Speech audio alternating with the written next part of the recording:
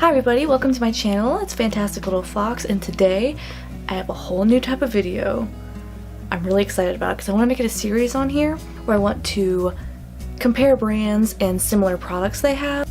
The gist of this is going to be the best brand for your buck.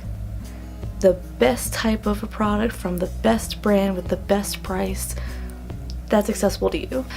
Products that are similar from other brands that are different prices, maybe different qualities of formulation, different qualities of how they look. So instead of being like, oh, this one's clearly better than all the other ones, it's more of this is all the purpose that this one has, this is all the purpose that this one has, and then you make the conclusion, because it's still up to you in the end whether or not you buy that really pretty $40 palette or that really nice $6 single, which we'll get to in a second. So today, for my first segment, I wanted to cover outlandish highlighters. To clarify, it's just basically any highlighter that is not the typical flesh tone, gold, pinky tone kind of spiel that everyone's used to. About purples and blues and greens, even silvers. So the brands that I'll be bringing out today are Anastasia Beverly Hills, Kat Von D, ColourPop, and NYX Cosmetics. There are a lot more brands that are coming out with these, like I know Becca just popped up with one that was an amethyst. I know that Jeffree Star has them. I know a lot of people have them, but this is just, from my observation, the most popular of the high-end and low-ends, as well as some brands that I like and I wanted to compare so that I myself can learn from this experience and know which ones that I want for certain purposes. So to start this whole journey, I'm going to be starting with the first thing out of all of these that I got, and that's the Moonchild palette from Anastasia Beverly Hills. Now, I don't know for sure if this was the first of its kind as far as the market was concerned, if this was first or Jeffree Star was first or whoever was first to come out with really weird colored highlighters. 6 beautiful colors. You have a icy blue, a silver, a purple, a more rich blue, a green, and a pink. Every pan is 4.2 grams or 0.15 ounces each, which altogether accumulates to 0.9 ounces overall. That's a decent amount of product. Makeup, this is going to last you until you throw it out, because we all know that makeup has expiration dates, but we all know plenty of people that don't abide by them. I have that it's creamy and buildable, which is, it's exactly what it says. Very smooth to the touch, very easy, they glide on, and they're buildable. And by buildable, I mean they start out relatively sheer and relatively light, and you can build it to be more potent if you want to.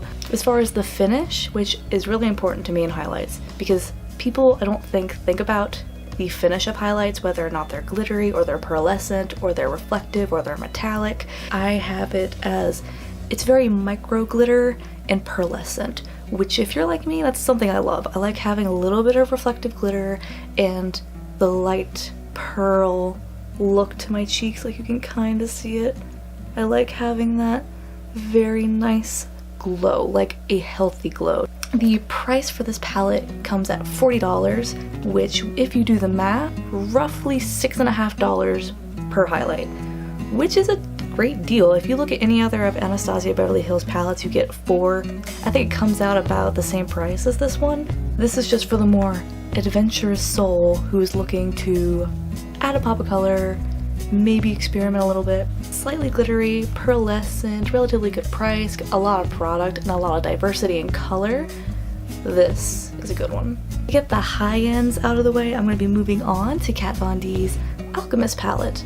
Let's see if it'll focus. Yay! You get 4 colors. You get a green, purple, a blue, and a pink. For 4 colors, each of the colors are 1.53 grams or 0.05 ounces each, which overall comes to 0.2 ounces. That's significantly less product than you get from Moonchild. Like, I was honestly shocked when I looked at it, because of course when you're buying a product, you don't really pay attention to how little or how much you get. You kind of just assume in your head, like, oh yeah, it's gonna be reasonable, it's gonna be a good size. But you can even tell from looking at it, like, that is teeny tiny compared to standard palette size. But the catch with this is that these are probably the most buttery I have found yet, and that goes for any highlights. Like, this is crazy buttery and opaque. I think it's a very good trade-off that you get less product, but that means you use less product. This is only $32, or it is $8 per color, which makes it sound a little less attractive, but it's $8. It's $8. You get cool. You get good product. It's the exact same to Moonchild. It has that really micro glitter with the pearlescent finish underneath. The only massive difference with it is price and pan size and quality. The two low ends I have today, which are ColourPop and NYX. Hello, I can't put these in frame properly, can I? Hello. But here I have a green color, a pink color, and a blue color. Now obviously I'm just saying the colors here because I'm trying to give you similarities between all these things. Hello, beautifuls. This is among the ColourPop Super Shock Cheek collection. Now these are a whole different story as far as quality and price, obviously, and all that. They're not very typical to your highlight kind of standard. They're very glittery, basically glitter. It's pearlescent, but it has so much glitter in it. Also, something I think is good to mention, this is a cream-based highlight. What's really cool about these, personally in my opinion, I think that's really neat about these, is that these are 4.2 grams, 0.15 ounces each, which if you think you heard that number earlier, it's because you did. It is the size of each of the Anastasia Beverly Hills pans. That's impressive, honestly. I think that you get that much product.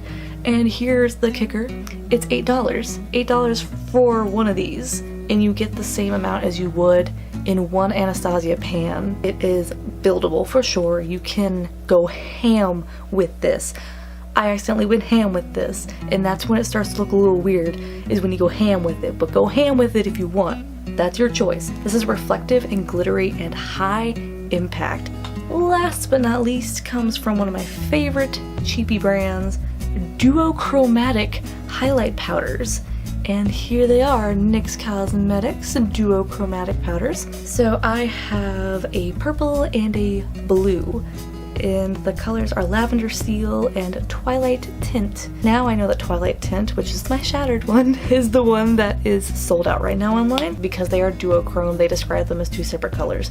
The Twilight one is described as a white base with blue tint, and the lavender one is described, I believe, as a pink with purple shift. I layered Pink Heart from Moonchild and this one on my cheeks today, and it made this really, like, my camera never makes it show up because I'm so pale, but like, it made this really nice, very quaint pinky purple. I like it. I wish I had somewhere to go with it.